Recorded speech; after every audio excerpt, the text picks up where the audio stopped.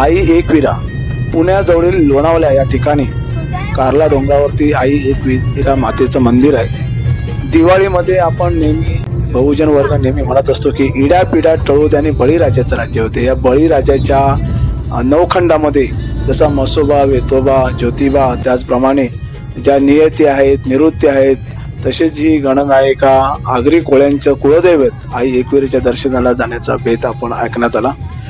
खूप आजूबाजूचा परिसर खूप छान आहे। या ठिकाणी मुंबई पुणे हायवे जर आपण पकडला आणि तिथून आपण एक्सप्रेसने गेलो तर खूप अगदी 2.5 ते 3 मुंबईवरून जवळ अंतर आहे। 2.5 ते 3 तासाचं अंतर आहे। खूप छान या आजूबाजूला जे रस्ते आहेत, या ठिकाणी मस्तपैकी टनल आहे, खूप छान आहे एकदम। आणि एकविरा आईच्या मंदिरामध्ये खूप दिवसापासून ठरवलं होतं की जायला पाहिजे, कारण हा जो इतिहास आहे बहुजनांचा इतिहास आहे, आगरी कोळी समाजाचा इतिहास आहे। ह्या मंदिरामध्ये खास वैशिष्ट्य असं आहे की बाजूला बुद्ध लेणे आहेत आणि तथागत बुद्धांची जी आई आहे, महामाया, तीच आई एकविरा आहे असं जाणकार सांगतात, इतिहासकार सांगतात। आगरी कोळी समाजाचे राजे पाटील यांनी सुद्धा अशाच प्रकारे मान्य केलेले आहे। या ठिकाणी जेव्हा आपण एकविरा आईच्या मंदिराच्या तिथे पोहोचतो तेव्हा तिथे आजूबाजूला आपल्या लोकांची दुकानं आहेत। उदरनिर्वाह या दुकानातून त्यांचा होतो। खूप सारे लोक ओटीचं सामान घेतात, काही लोक कोंबडी घेतात, बकरी घेतात। कोंबडे हे एकविरा आईच्या मंदिरावरती जिवंत सोडले जातात। का सोडले जातात माहित नाही, तर काही लोक बकरे कापतात, त्यांचं मटण शिजवतात। अनेक लोक तिथेच जेवण वगैरे करून खातात। ही खूप लाईन आहे इथे एकविरा आईच्या मंदिरात जाण्यासाठी। खूप छान व्यवस्था आहे इथे। इथलं व्यवस्थापन देशमुख, भगत, आगरी कोळी अशी मंडळी आहे, बहुजनांच्या ताब्यात आहे। खूप उंच डोंगरावरती आई एकविरेचं मंदिर आहे, पाहण्याजोगं मंदिर आहे। तो या ठिकाणी अवश्य एकदा भेट दिली पाहिजे।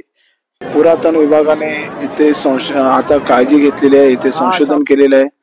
काही बहुजनांची संस्कृती इथे उजागर झालेली आहे। एकविरा आईच्या बाजूला कार्ला डोंगर आहे आणि या डोंगरामध्ये तथागत गौतम बुद्धांची लेणी आहेत। हे सुद्धा एक वैशिष्ट्य या ठिकाणी आपण पाहू शकता।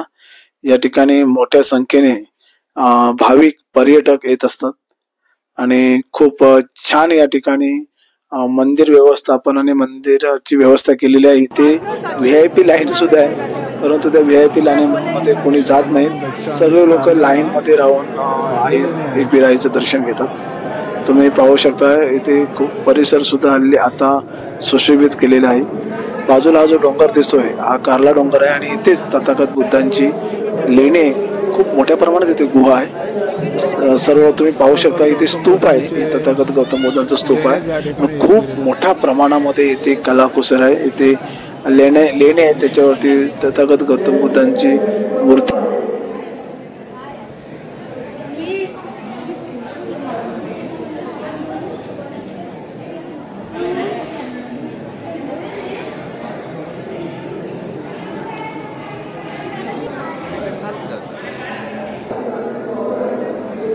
आई एकविरेचा जो कार्ला डोंगर आहे, हा कार्ला डोंगराच्या इथेच तथागत गौतम बुद्धांची लेणी आहे, मोठी गुहा आहे आणि इथे मोठ्या कलाकुसरीने हे जे पूर्वीच्या काळी जे रेखीव काम केलेलं आहे, स्तूप आहे, खूप छान आहे, पाहण्याजोग आहे।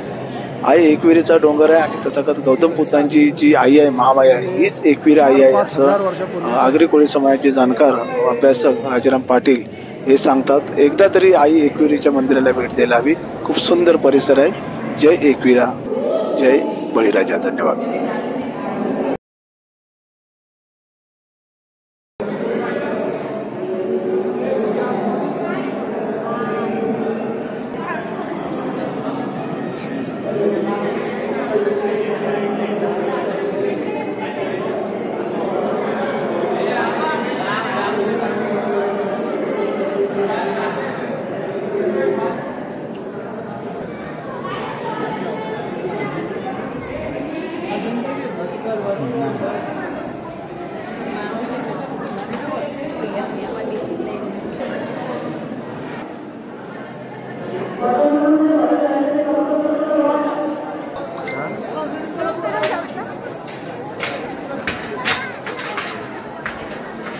ही जी लेणी आहेत कार्ला डोंगरावरती ती एकदा तरी पाहायला जायला पाहिजे.